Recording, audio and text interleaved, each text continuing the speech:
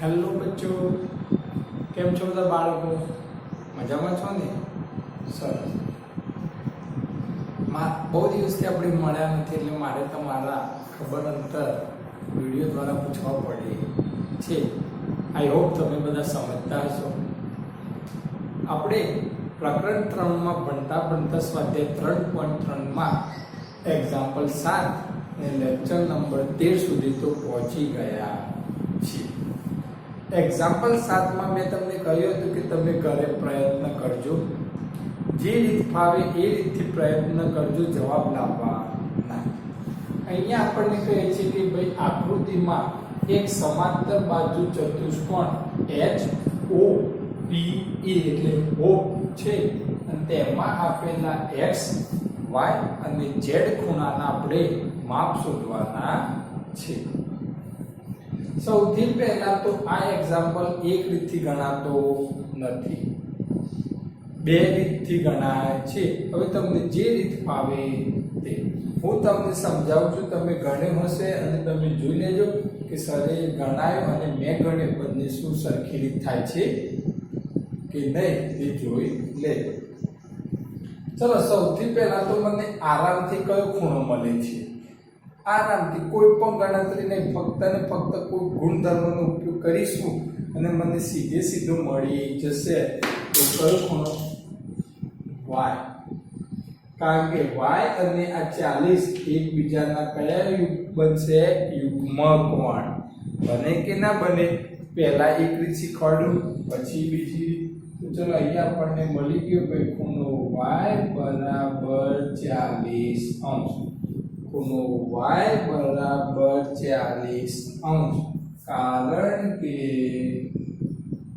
યુગ્મ કોણની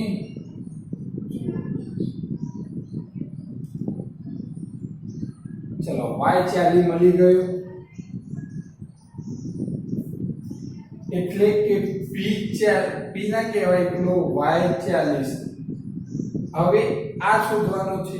ચલો, તમે x શોધી શકો છો. કેવી રીતે? તો તમને ખ્યાલ છે કે x અને આ પારનો ખૂણો એને એમનેમ તો નહીં આપ્યો હોય ને, કઈ કારણથી તો આપ્યો છે ને. તો આ ખૂણો x અને 70 બંને કઈ જોડ બનાવે છે? રૈખિક જોડ.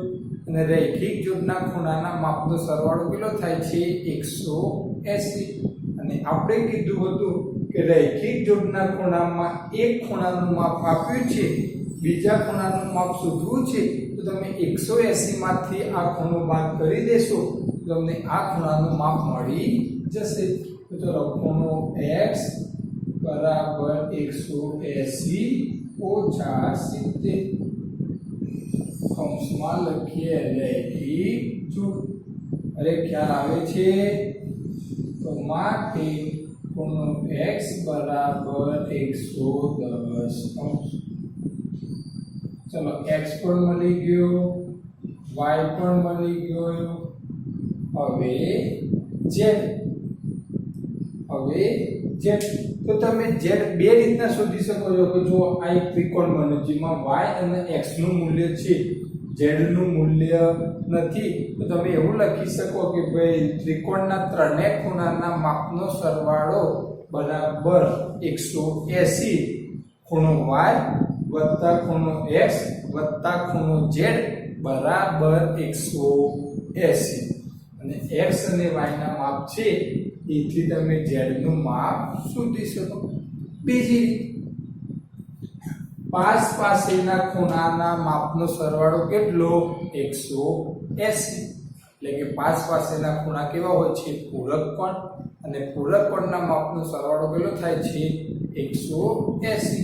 તો અહીંયા આવું થાય કે ના થાય? ખૂણો h પ્લસ ખૂણો o બરાબર 180.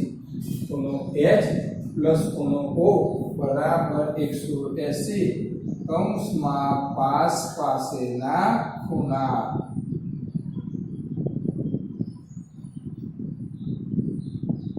હવે h કયો ખૂણો કહેવાય? એકલો z?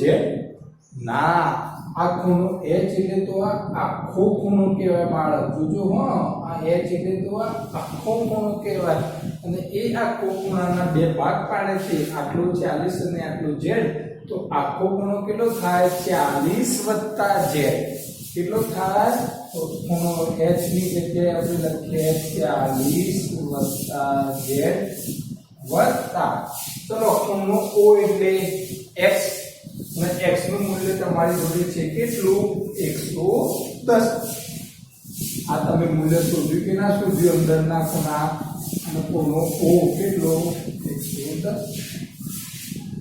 બરાબર 180 માટે z વત્તા 150 110 અને 40 150 બરાબર 180 માટે z બરાબર 180 ઓછા 150 માટે z બરાબર 180 માંથી 150 જાય તો 30 અંશ કેટલા અંશ ભાઈ 30 અંશ તો x પણ મળી ગયો z x અને y જે આપણને શોધવાના હતા એ બધા જ મળી ગયા બીજી રીત ફક્ત z શોધવા માટેની હતી કે આ ત્રિકોણ બની જાય અને એનો સરળ શું આ રીતથી કોઈ બાળકને સાચા પડ્યા હોય એ બાળકને ધન્યવાદ ના પડ્યા હોય એમને જો મહેનત કરો તમે ફક્ત એક વસ્તુ બચ્ચો ધ્યાન રાખવાની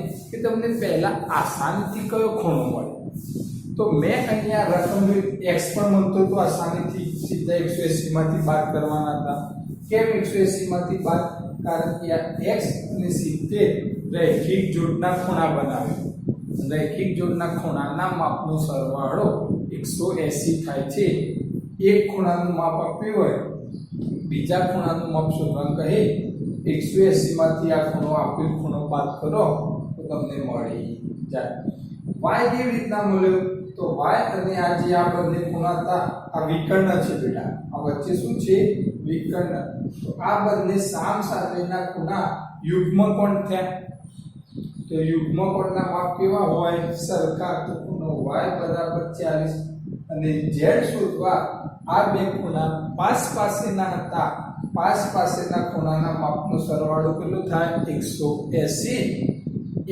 એકલો ના તો z કહેવાય ના તો એકલા 40 આ ખૂણો h 40 + z કહેવાય ને એ રીતે આપણે z નું મૂલ્ય પણ શોધ્યું ચલો તમે સ્ક્રીનશોટ લઈ લો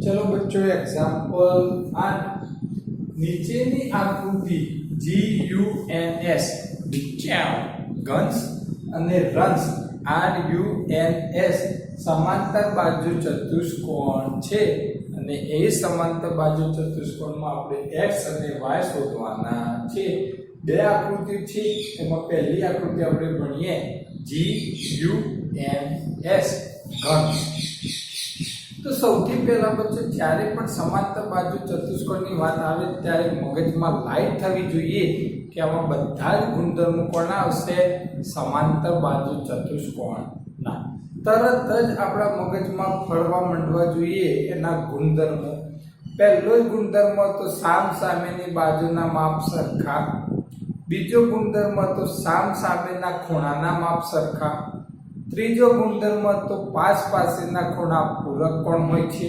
અને ચોથો ગુણધર્મ તો તેના વિકર્ણો દુભાગે છે આ ચાર ગુણધર્મો જેને યુઝ કરતા આવડી ગયા એને સમાંતર બાજુ ચતુષ્કોણના દાખલા આવડી ગયા અહીંયા એક ખૂણાઓ નથી આપ્યા બાજુના માપ છે કે GU બરાબર 3y - 1 UN બરાબર 18 SN બરાબર 26 SG બરાબર 3x અને એમાંથી આપણે x અને y શોધવાના છે બાજુના માપ આપે તો બાજુનો ગુણધર્મ લાગે ખૂણાઓના માપ આપે તો ખૂણાઓનો ગુણધર્મ લાગે વિકર્ણોના માપ આપે તો વિકર્ણોનો ગુણધર્મ લાગે અહીંયા બાજુના માપ છે તો આપણે અહીંયા કયો ગુણધર્મ લગાવીશું બાજુઓનો તો સમાંતર બાજુ ચતુષ્કોણમાં સામસામેની બાજુના માપ કેવા હોય?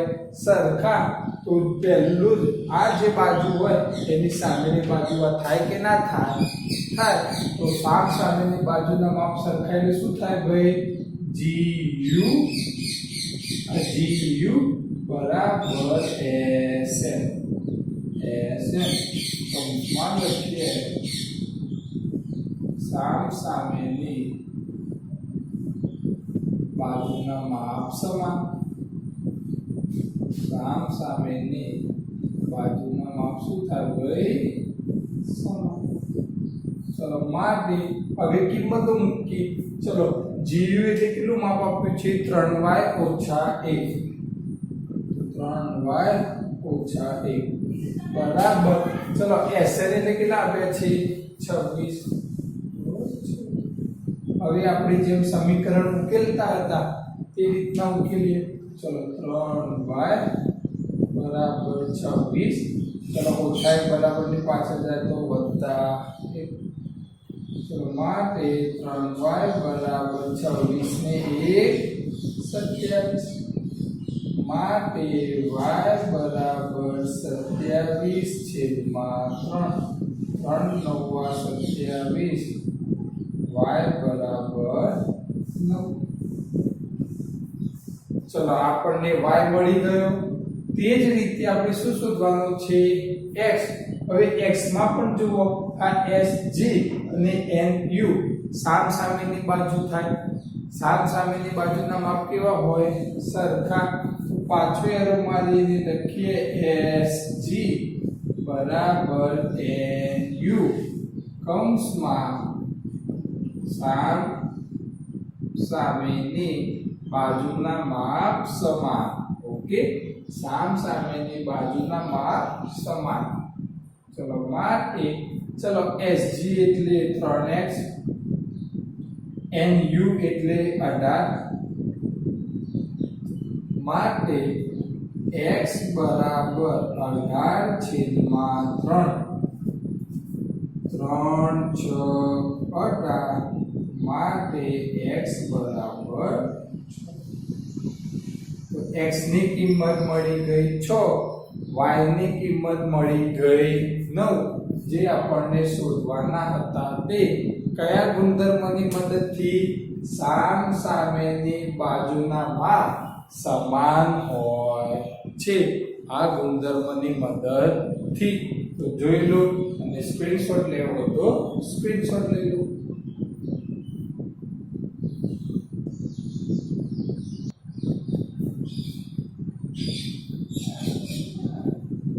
ચલો બચ્ચો, બીજો એક્ઝામ્પલ RUNS. આ એક્ઝામ્પલ માંથી આપણે x અને y શોધવાના છે. એક્ઝામ્પલ 8 નો બીજો ઉદાહરણ છે.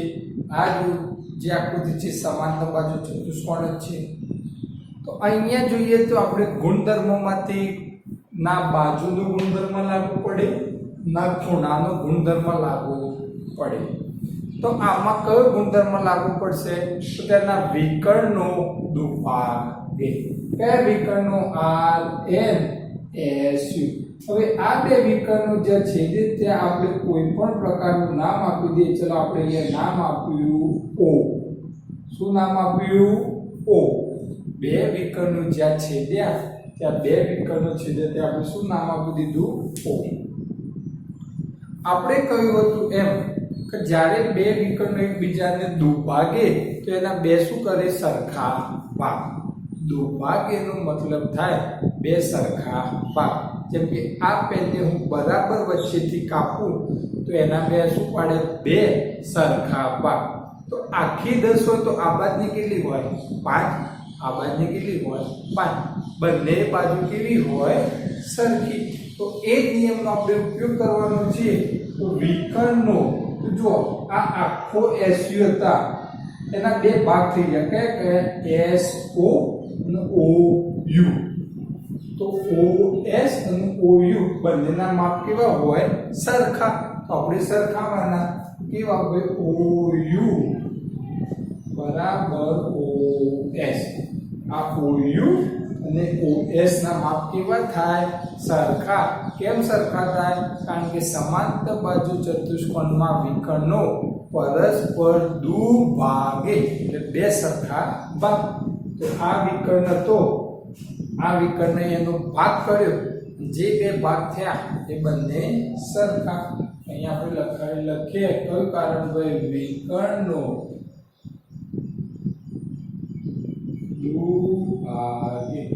દુભાગે એટલે બે સરખા ભાગ કરે. ચલો માટે હવે કિંમત મૂકે. OU કેટલી છે ભાઈ? y + 7. ચલો OS, આ OS કેટલો છે? 20. માટે y = 20 + 7 બરાબર ની પાછળ જાય માઈનસ, માટે y = 3. ચલો y મળી ગયો. તે જ રીતે x મળશે. ON અને OR એ બંને પણ કેવા હોય? સરખા. ON = OR. કેમ ભાઈ? કારણ કે વિકર્ણો દુભાગે. માટે ચલો ON એટલે કેટલા? x + y બરાબર OR. આ OR એટલે કેટલા? 16. હવે અહીંયા આપણે જે y સુધી y કિંમત મૂકવી પડશે. ચલો x + y ની જગ્યાએ તે બરાબર છે. માટે x = 13 + 13 બરાબર ની પાછળ જાય તો -13. માટે x = 16 માંથી 13 જાય તો 3. તો આપણને x પણ મળી ગયો અને y પણ મળી ગયો. કયા ગુણધર્મનો ઉપયોગથી? વિકર્ણો દુભાગે. તો બચ્ચો, તમને જો ગુણધર્મ આવડે તો એ ગુણધર્મના મદદથી તમે કોઈ પણ એક્ઝામ્પલ આરામથી સોલ્વ કરી શકો છો. ફક્ત તમને ગુણધર્મની સમજણ હોવી જોઈએ અને એ ગુણધર્મનો કેવી રીતે ઉપયોગ કરવો તે તમને આવડતું હોવું જોઈએ. મેં અહીંયા વિકર્ણોના દુભાગે એનો ઉપયોગ કર્યો એટલે ON અને OR. કોઈ પણ અક્ષર તમે આ પહેલા કેમ ના લીધા અને y કેમ પછી ના શોધ્યા? કારણ કે બેટામાં x + y હતા. આપણે y ની મૂલ્ય પહેલા શોધવું પડે. તો આપણી જોડે y જ હતા તો x કેવી રીતના મળે? એટલે પહેલા આપણે આ OU અને OS નો ઉપયોગ કરીને આપણે y શોધ્યા. એ y ની કિંમત અહીંયા મૂકી આપણે x શોધી લીધા. તો અહીંયા આપણે આજે સરસ મજાના 3 એક્ઝામ્પલ ભણ્યા. એક્ઝામ્પલ 7, એક્ઝામ્પલ 8 ના 1 અને 2 જે જાતે તમારે ગૃહ કાર્ય કરવાના રહેશે. ના સમજણ પડે તો તમે સ્ક્રીનશોટ લઈ શકો છો. એકવાર વિડીયોમાં ના સમજણ પડે તો 2 વાર જોજો, પૂરેપૂરી માહિતી મેળવી લેજો. આવતા વિડીયોમાં સ્વાધ્યાય આપણો 3.3 પૂર્ણ થઈ જશે.